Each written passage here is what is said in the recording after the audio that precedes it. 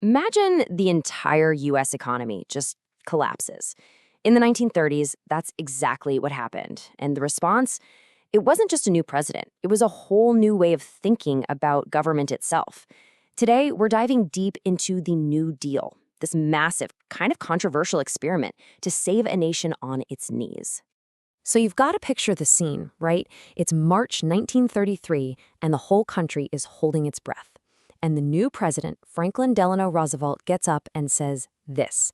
He's talking about the money changers, the bankers, the financiers, and you can just feel the public's fury in those words. People were desperate, and they were angry. FDR was basically telling them, I get it. The old way is done. This wasn't just a promise of change, it was a battle cry. And here's why that anger was so raw. 25%. That's not just a statistic. That means 1 out of every 4 working Americans had no job. Think about that for a second. Look around you. 1 in 4. On top of that, factories were silent, their production literally cut in half. And on the very day FDR took office, most states had to just shut down their banks to stop a full-blown panic. The country was, for all intents and purposes, broken. So what do you do when everything's broken? Well, the government's answer was a whole bunch of new federal agencies. So many, in fact, that people started calling them the alphabet soup. You had the WPA, the CCC, the TVA. And this wasn't just bureaucracy. This was a completely radical move. We're talking about a massive expansion of government power, reaching right into the daily lives of regular people. Okay, so to get our heads around this alphabet soup, we can break it down into a pretty simple framework. It's called the 3 R's. Think of it as a 3-step plan. Step 1, relief. Immediate help for people who are unemployed and starving. Step 2, recovery. How do we get the whole economy back on its feet for the long haul? And step 3, reform.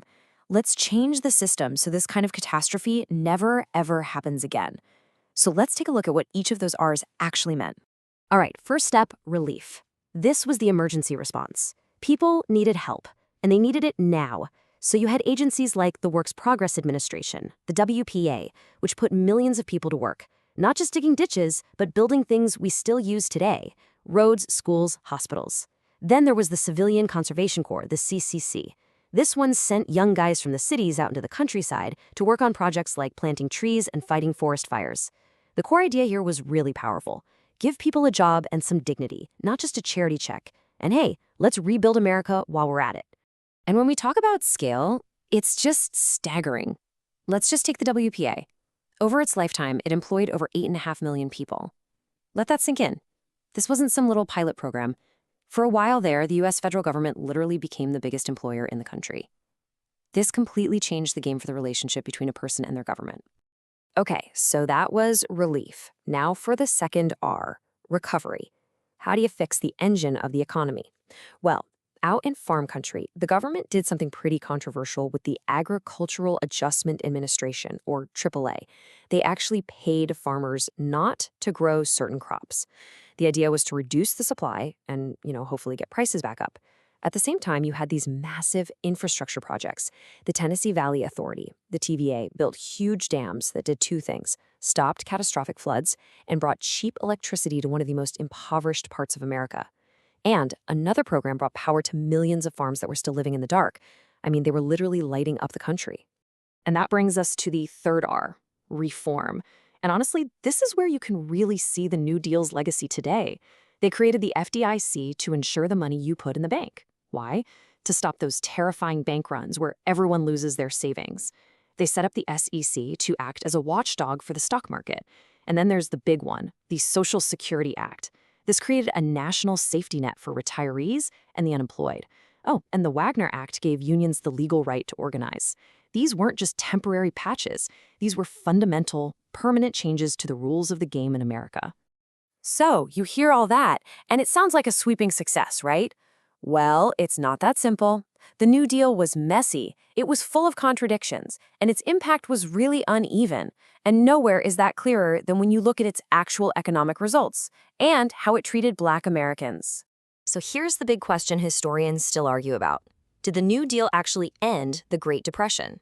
On one side of the argument, yeah, it absolutely stopped the bleeding, it prevented a total collapse, and probably saved capitalism in America. But on the other hand, unemployment never really got back to normal. The hard truth is, what really ended the Great Depression was the insane amount of government spending that came with World War II. And for Black Americans, the story of the New Deal is even more of a paradox. On the one hand, these programs were a lifeline. I mean, they provided economic help that just hadn't been there before. But that help came with a terrible compromise. The federal government, in order to get these programs passed, made it deal to not challenge the brutal system of segregation and Jim Crow in the South. Now, that doesn't mean people weren't fighting for a better deal. Inside FDR's administration, there was this informal group of Black advisors. People called them the Black Cabinet. And they worked tirelessly from the inside to make a difference. And they got some incredible wins. They managed to get about 10% of the relief money directed to Black Americans, which was right in line with their share of the population. They also championed laws like the Fair Labor Standards Act, which helped boost wages for a lot of non-white workers. But for all that progress, they kept running up against what was called a stone wall of segregation. See, FDR had a political problem. To pass his big economic plans, he absolutely needed the votes of powerful and racist Southern Democrats. And that meant he wouldn't back a federal law to make lynching illegal. Even worse, some New Deal programs actually made segregation stronger. Federal housing programs created the racist practice of redlining, which basically drew red lines around Black neighborhoods on a map and refused to insure mortgages there. This locked Black families out of homeownership and created wealth gaps that we are still dealing with today. So when you put it all together, what's the final verdict? The New Deal was far from perfect. It didn't solve every problem, but there is no denying that it cast a very, very long shadow. It permanently changed America's idea of what government is for, and it reshaped the country itself. If you're going to remember 3 things about its legacy, remember this. 1, it created a social safety net. Think Social Security. 2, it made the federal government and the presidency way more powerful than they had ever been before. And 3, it created a whole new political landscape. It brought together this coalition, labor unions, city dwellers, and Black voters that basically kept the Democratic Party in power for decades. And I want to be really clear. This isn't some dusty old history lesson. This stuff affects your life right now. The fact that your money in the bank is insured, that's the FDIC from the New Deal. The reason the stock market has rules and regulations, the SEC, New Deal. Do you have a Social Security card? Do you benefit from a national minimum wage? Yep, you guessed it. All of that comes directly from this massive experiment that happened almost a century ago. And that brings us to the final, lingering question. There's no doubt the New Deal saved millions of people from absolute destitution. It completely rewrote the contract between Americans and their government. But when we look back, honestly, at all the compromises and all the contradictions, you just have to ask, who exactly got the best end of that deal? And which of its promises are still waiting to be fulfilled?